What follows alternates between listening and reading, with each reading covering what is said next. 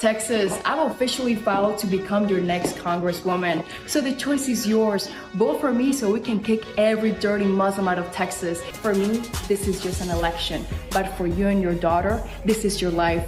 Because Texas has only gotten more Muslim under these weak Republicans. New York City already fell to Islam. So did Michigan and Minnesota. And you're next in line. If Texas falls to Islam, it's simply because you didn't vote correctly. God bless you all. Have you ever watched an interview that doesn't just expose a politician's talking points, but completely dismantles the foundation they're standing on? Because what Piers Morgan did to ValentinaGomez wasn't just a debate, it was a real-time unmasking. One of those rare moments on live television where the polished political branding falls away, and what's left is the ideology hiding underneath. Before we dive into the full story, comment where you're watching from, and don't forget to like and subscribe so you don't miss the next one. Now, let's get into it. The moment the cameras started rolling, you could feel the tension.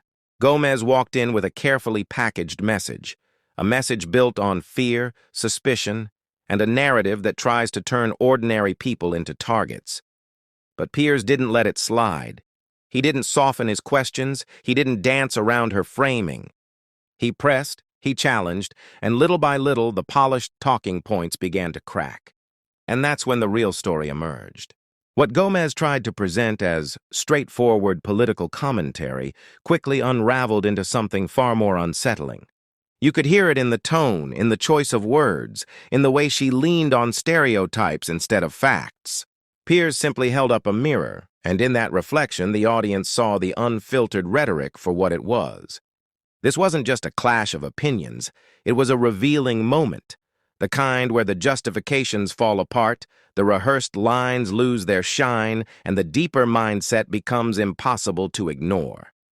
And the reason this matters is because the framing she used isn't new.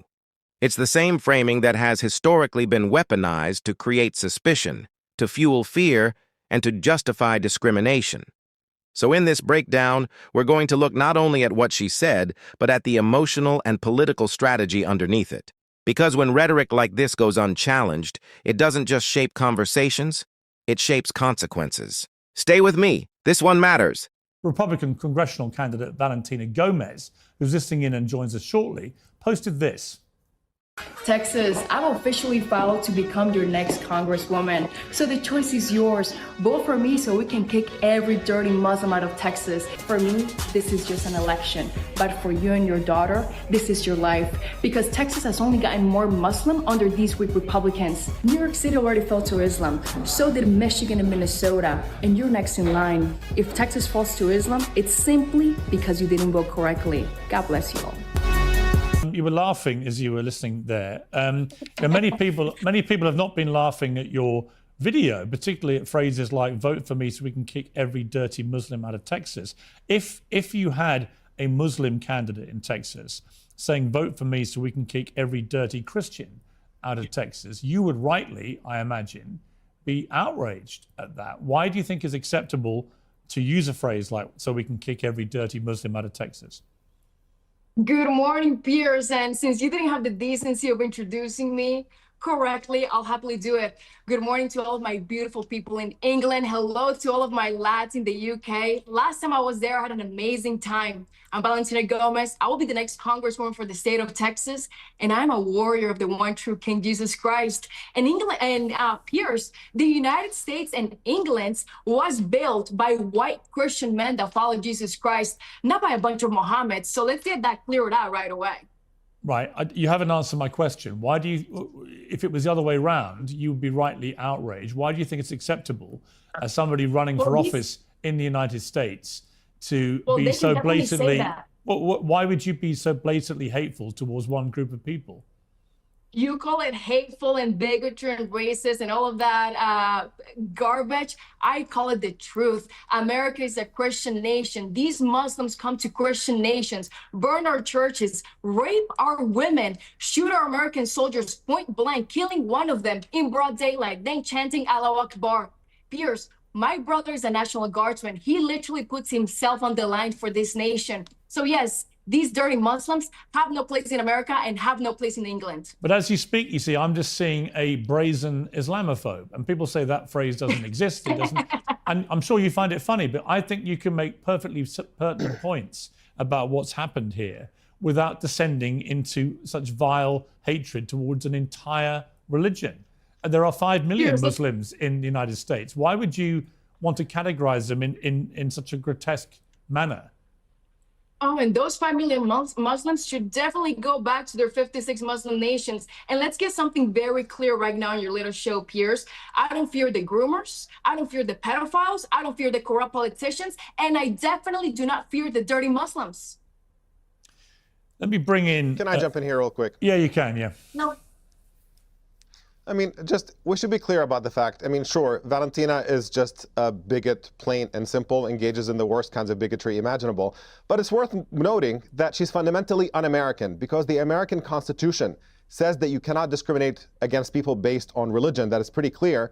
And so she's engaging in an anti-American campaign in the name of protecting America, which is just irony beyond imagination.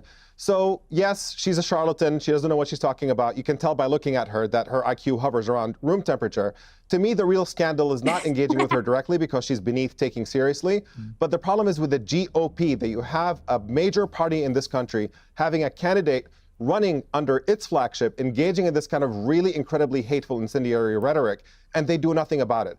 We've seen it with the dissent with Donald Trump himself, with the lawlessness that he has brought to the table and the corruption that he's allowed to get away with, without the party really standing up and putting country before party and before president.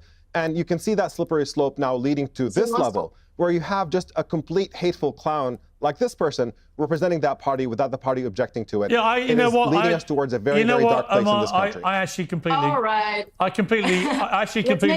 completely agree with you. There are perfectly legitimate. No, Piers. And to well, the I other do. Muslim, I actually do agree with him. I let's think make your brazen no, bigotry is obvious. Let's make something very clear, Piers. Yeah. I only discriminate against terrorists. These terrorists have no place in America. They have no place in the world. And the best type of terrorist is a dead terrorist. And let's look at your Quran. Your Quran 8:12 states to terrorize and behead those who believe in scriptures other than the Quran. And that Afghani, that dirty Muslim that killed Sarah Beckstrom. It doesn't actually say that, and this is the problem. I want to bring in Omar. Omar, let's talk about a wider issue here. Like in the UK, we have as many Muslims, if not more now, than in the whole of the United States. So pretty disproportionate. I mean, by comparison, for example, in the United States, there are 4 to 5 million Muslims and 4 to 5 million Jews. In the UK, there are about 5 million Muslims and 250,000 Jews. So it's a different dynamic to what is going on in the country. And the concern in my country, which has always been very tolerant, I think very multicultural, very well assimilated in the main, the concern comes from people who look at reports, verified reports, that there are now nearly 100 unofficial Sharia law courts, for example, operating in the UK. In other words, there are a group of people, in this case, the Muslim community, operating their own law within our framework of our laws. Is that something that should be tolerated? I mean, should countries like the United States and the UK tolerate the existence of rival courts, rival law within their own border? Certainly, they should not supersede the actual laws of the country. If a Muslim community wants to settle its own disputes using religious law consensually, they should be allowed to do that if they want to. There are certain things with Jewish law as well and many others. But ultimately, the law of the country is what should reign supreme. And if there are people who want to have the result, nobody should be able to impose that court in lieu of the actual law taking place and impose that on somebody else. So it's a matter of what the jurisdiction is of these courts. They should never supersede existing law, and I don't think that they do. I think these are completely consensual courts that people enter to resolve their religious disputes if they all parties agree that this is how they want to resolve their issues. ValentinaGomez. Sharia courts have no place in England. Sharia courts have no place in Christian nations. That's why you guys have 56 Muslim nations. And I fully support and love what President Trump and Pete Hegseth are doing. We need to bomb more narco-terrorists into oblivion. That's the reality. You defend terrorists because you're probably a little terrorist yourself as well. That's the reality. Why would you say that? Why would I say what? Why do you use language like that? Why do you brand a fellow panelist who's actually a respected journalist a terrorist? Someone who is defending terrorists? Someone who is defending terrorism? Bringing drugs into the United States. He hasn't defended terrorism. Only one, just to be clear, ValentinaGomez, I've had 3 reasonable members of this panel offering reasonable I'm very arguments. reasonable. But All I'm I've not heard reasonable from you towards so terrorists far and towards is those that defend all I've terrorists. heard from you is dumb bigotry, accusations of terrorism against people who are just perfectly ordinary journalists. There's something wrong with you. Why do you do this? Sounds like you during COVID, Piers. You were vilifying, shaming, and trying to destroy people for not wanting to take the COVID vaccine. Yeah. You tried to destroy. And you know what? I was wrong. And I was wrong. exactly, you're wrong, and you still are wrong today. Well, Piers, you don't become less wrong. I've admitted I was wrong. I've apologized. What I've not seen from you, is any admission of being wrong or an apology for the disgusting way you talk about people. Why do you do it? I apologize for nothing. My statements and my actions have endured the test of time. And Piers, since you cut me off, let me finish. You've been on national television for 20 years, and during that entire time, England has only gotten more Muslim. For 20 years, when were you last in England? To even say faggot or to even call out the rapist Muslims. Piers, you're not uncensored. The truth is, you have been complicit with the rape of England into its submission. It's not only on Keir Starmer, it's also on you, on the police and the courts that have covered up for their crimes. Absolutely. And I'll say what everybody else is thinking. England is better off without all the Muslims. And that goes the same way to the United States. We can solve all of our problems if these Muslims are sent back to their Sharia nations, because they're not here to assimilate. You think there would be no problems? You think you'd have no, just to be clear, I'll tell you what, you finish. You finish. You said what you want to say. You said what you want to say. Yeah, you see, this has been my suspicion. Because the last time you were here, you were at a Tommy Robinson march. And this has been my problem with Tommy Robinson. Oh, yes. No, yeah, not that Tommy Robinson wasn't right to expose the grooming gangs. He was. The problem is that he and many of his followers, like you, actually hate Muslims. You're actual genuine Islamophobes. You would like them all removed from the country. They belong in their Muslim nations. That's the thing. They're just obsessed with coming to Christian nations, burning our flag, chanting death to America, killing our American soldiers. So yes, they belong in their Muslim nations. Piers, let me finish what I said. These Muslims are not here to assimilate to the American or the British way of life. Actually, many Muslims assimilate perfectly well. They only contribute to rape statistics and terrorist attacks. Really? And you don't think any white Christians commit any crime in the UK or US? They do, and we deal with them. Well, we do the same with Muslims who commit crimes. No, you don't. No, yes, you don't, Piers. That's why you have a huge Pakistani, a Muslim, a that dirty was a Muslim disgusting scam. Yeah, you know what? You know what? On that point, you're absolutely right. The British Pakistani grooming scandal, abuse scandal. They're not British. Well, you can use any terminology you like. I will use mine, which is the correct terminology. That scandal was disgusting. It was actually exposed by a journalist who I knew on the Times, who did some extraordinary work. Tommy Robinson amplified it, but it was exposed by a journalist on the Times newspaper. Because of Tommy Robinson, and it was covered up in a disgraceful manner that shamed my country. Right? And I'm very happy to agree about that point. But it doesn't mean that every Muslim of the 5 million Muslims in my country are somehow complicit with those disgusting monsters. In the same way that when a white Christian commits a heinous crime, I don't assume that every white Christian is the same. Why would you?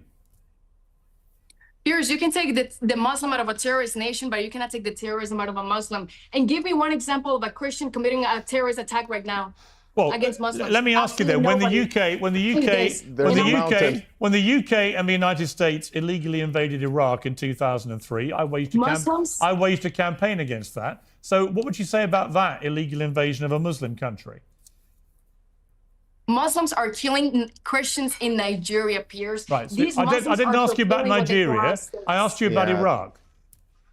Iraq? Well, repeat your question again, please. Do you agree that we illegally invaded Iraq in 2003? I don't think she's right enough to understand your question, Piers. I don't think she does. I don't think she wants to understand it. But in 2003, in my opinion, illegally invaded Iraq, a sovereign country. 1 million people died.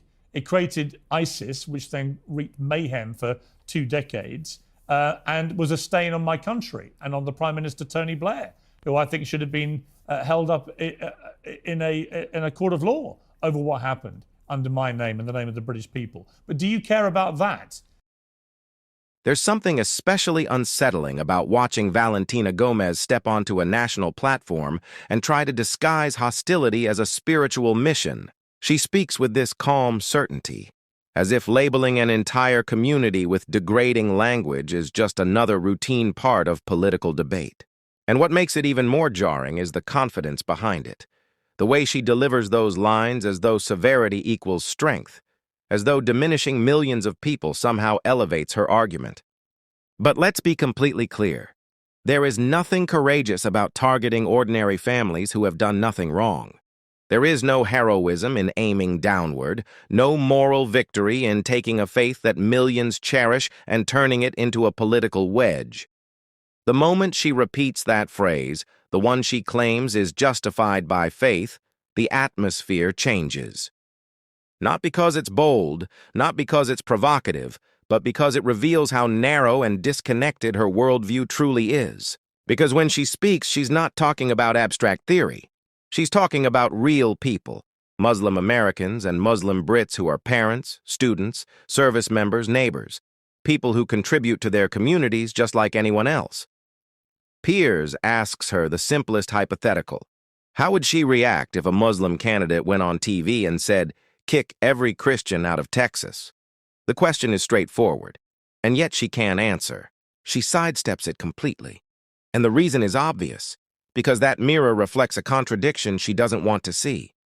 Instead of engaging, she pivots into a kind of performance. She blends nationalism with selective religious identity, weaving together historical narratives that sound more like nostalgia than fact. She praises white Christian men for building the West, then dismisses entire populations with a single name. It's not policy. It's not reasoned debate. It's a sequence of slogans strung together to sound like certainty. What's most striking is her comfort. There's no hesitation, no moment where she pauses to consider the weight of her own words. She presents herself as a defender of truth, but what she's actually doing is shrinking the world into a simple binary. One group good, another group inherently suspicious. The delivery is confident, but confidence alone does not make a claim accurate, and it certainly doesn't make it harmless. Then she makes a sweeping statement that millions of Muslims in the United States should essentially leave. And this is where her rhetoric crosses from insulting to alarming, because she's no longer commenting on policy. She's advocating for the removal of people who are already American, people born here, people who work, who vote, who serve, who contribute, people who wear the same uniform she praises in her own family. Yet in her framing, their entire identity is reduced to a single label. She argues they don't assimilate, but ignores the countless examples that contradict her. The physicians, teachers, entrepreneurs, and veterans who embody the very idea of civic participation. She avoids nuance entirely because nuance dismantles the simplicity of the narrative she's trying to sell. She also refuses to acknowledge extremism within her own religious community. Incidents that have been documented, tragedies that have left deep scars. But mentioning those would complicate her story, and her story only works if her side remains entirely virtuous and the other entirely suspect.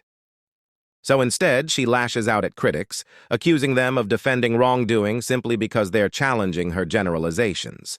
She claims she is only condemning terrorists, but her earlier statements make it clear she is casting a far wider net. And when she misquotes scripture from another faith, Piers steps in to correct her. She doesn't reconsider, she doubles down. Accuracy isn't the goal. The goal is to amplify fear. That's the real danger. Not just the insult, but the logic behind it. Because once a public figure paints an entire religion as a threat, that framing becomes the justification for exclusion, for policies that erode rights, safety, and belonging. History has shown where this mindset has led before, and it has never led anywhere good. And when she's pressed on actual examples, like the consequences of past military actions or policies that destabilized entire regions, her certainty evaporates. The simplified worldview she relies on can't withstand the complexity of real events, so she dodges, she stumbles, she diverts. By the end, she describes herself as the American dream on steroids. But the American dream was never about dividing the country by faith or ancestry. It was built on expansion, not exclusion. On opportunity, not gatekeeping. And that's the most revealing part. Her words say nothing about Muslim communities. They reveal her own fears, her own insecurities, her own need to portray strength by diminishing others. It's patriotism as performance, conviction without depth, and confidence without understanding. If this is the direction political discourse is drifting, then the danger isn't coming from the people she targets. It's coming from leaders who believe that tearing down entire communities somehow protects a nation. Because the values that truly hold a country together, fairness, dignity, equality, are the very values this rhetoric erodes.